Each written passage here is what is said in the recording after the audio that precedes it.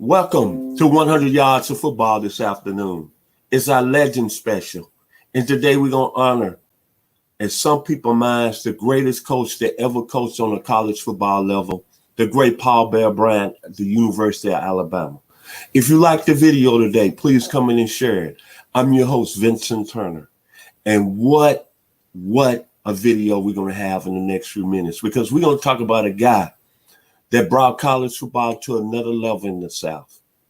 One more time, if you like the video this evening, please come in and share it here on 100 Yards of Football. Let me explain to you something about college football in the South.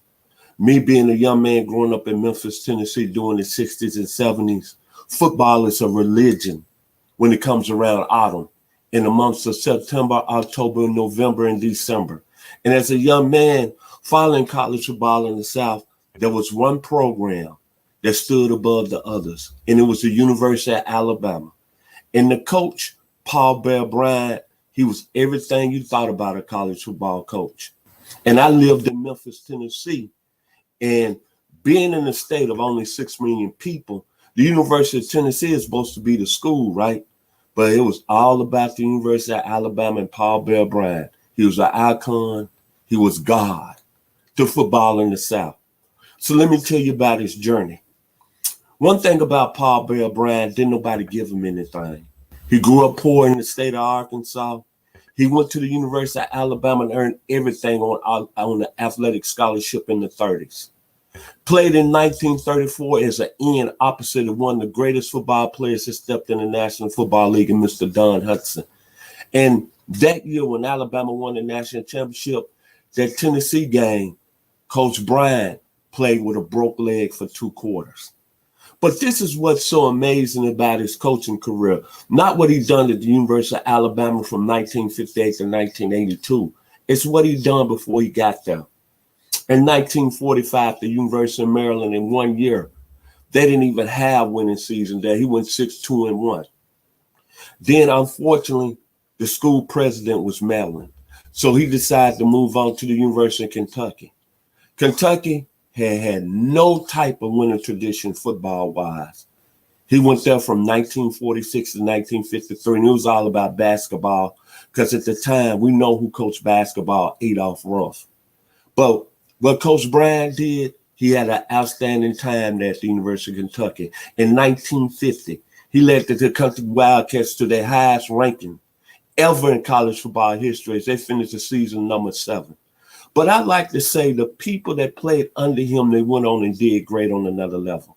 Harold Schergenberger, who won a national championship at Miami, was one of his players. Babe Pirelli, who was an outstanding quarterback, went on and had great seasons in the AFL with the Boston Patriots.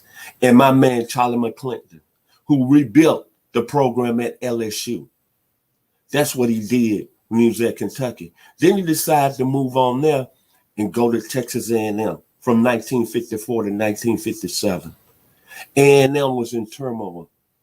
The first year he took the job, they went 1-9.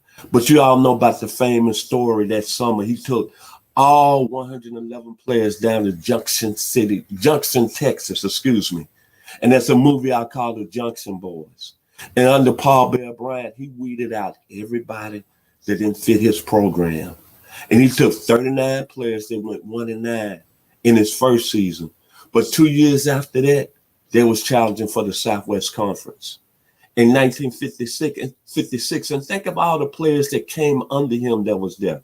Gene Stallings, who won a national championship at Alabama, was a tremendous assistant coach with the Dallas Cowboys. Charlie Kruger, who ended up playing in the National Football League with the San Francisco 49ers. The great Jack Pardee, who done his thing at the University of Houston and the Houston Oilers. And then Bobby Joe Conrad, that played with the Arizona Cardinals. Then, in 1958, Coach Bryant said, "Mama called home." And he went back to the University of Alabama as athletic director and head coach. It took him about 4 years to get everything ready down there in Tuscaloosa. But I got a lot of respect for him because of that 1961 team that won his first national championship. They won what you call a big team, but they was very good defensively. 6 shutouts that year. But think of some of the players that were on that team. Pat Tramble, the quarterback, was one of the best quarterbacks that set the tone for all the other gentlemen that followed him at Alabama. And Pat Tramble had something that all the great quarterbacks that played under Bear Bryant had. Unselfishness, discipline, smart, and he was a very adaptable in any given situation. But think about the other players that's on that 61 team. Billy Neighbors, outstanding offensive guy. Charlie Pale, they went on and coached at Clemson in Florida. Bill Battle, who became the head coach at the University of Tennessee. Richard Williamson, they went on and coached at Memphis State. Mal Moore, who ended up becoming the athletic director at Alabama. And Jimmy Sharp, who became one of the top assistants under Bear Bryant. And that team won Coach Bryant his first national championship at the University of Alabama. And they beat a real good Arkansas team. They had a real good football player in Lance Alworth. Then after that, look what happened in the 60s.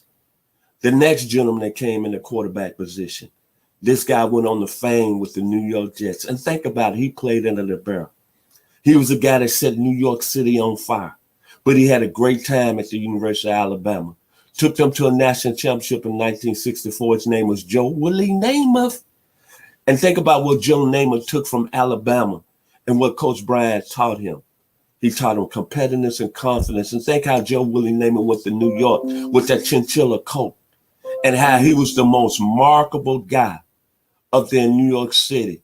And all the athletes that were up there getting that shine like Babe Ruth, Tom Seaver, Joe DiMaggio, Frank Gifford. Joe Namath set that on fire, and he came out of the University of Alabama. Then think about Kenny the Snake Stabler, followed Joe Namath. In 1966, led Alabama to an undefeated team. Boy, Alabama was rolling in the 60s. But after Ken Stabler left, Alabama kind of hit a hole in the bump.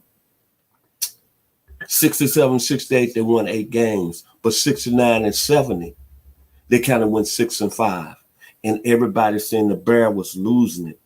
He was losing it. He was losing it up here. He probably didn't have it as a coach. Then he was coming under scrutiny, saying he wasn't recruiting the African-American players. And most of all, the Miami Dolphins came calling in 1969. 5 years, 1.7 million. But you know what? The Bear met all those things head on.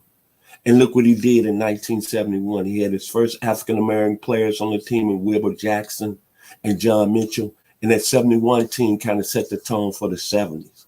They went 11-1. Granted, they didn't win it all that year. They lost to a very good Nebraska team. But one thing, Coach Bryant showed you he had regrouped.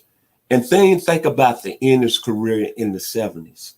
8 SEC championships, 3 national championships in 1973, 1978, 1979, and he won 103 games.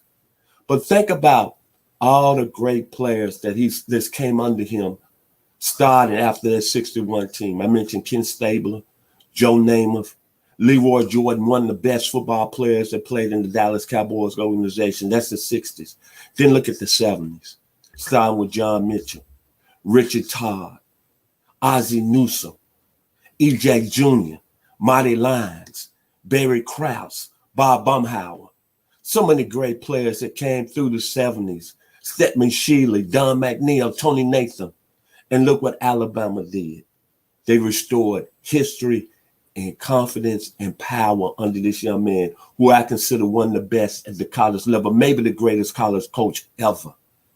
I know right now Alabama's rolling in 2021 with some people saying Nick Saban is the greatest because he's won 7 national championships in his time at Alabama. But we need to remember this is a guy that set the tone at the University of Alabama, my man, Mr. Paul Bear Bryant.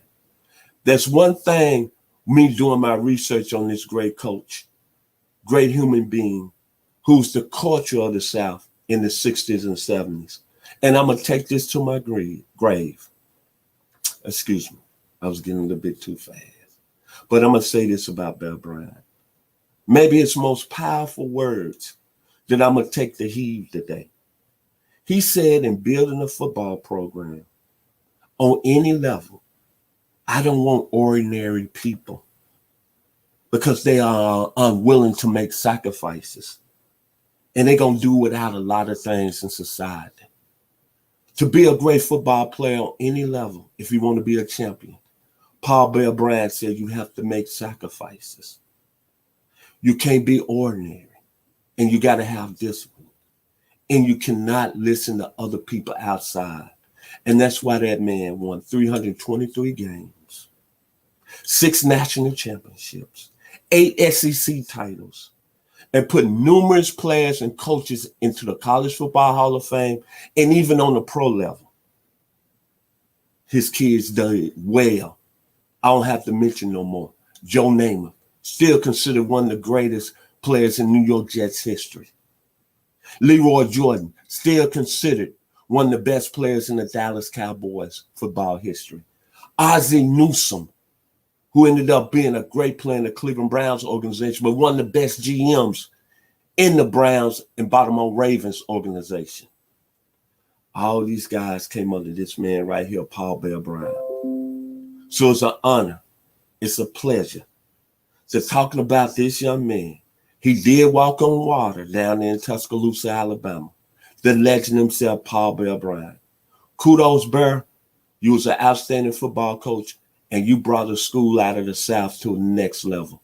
And you followed some great coaches in Wallace Wade and Frank Thomas, but you the best that's ever done it at the University of Alabama.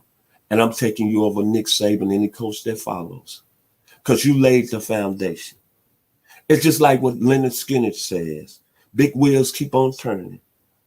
Carry me home to see my king. Bear Bryant did it all at the University of Alabama. And take this with you. Coach Bryant, I'm going to say it one more time. I don't want ordinary people, because ordinary people are unwilling to make sacrifices. They're unwilling to live about that life. That's why that man ended up with 323 career wins. One more time, 6 national championships, 8 SEC titles, and he went out as the winningest coach in college football back in 1982. God bless. Enjoy your day. Roll Tide, the University of Alabama. Y'all have a wonderful year.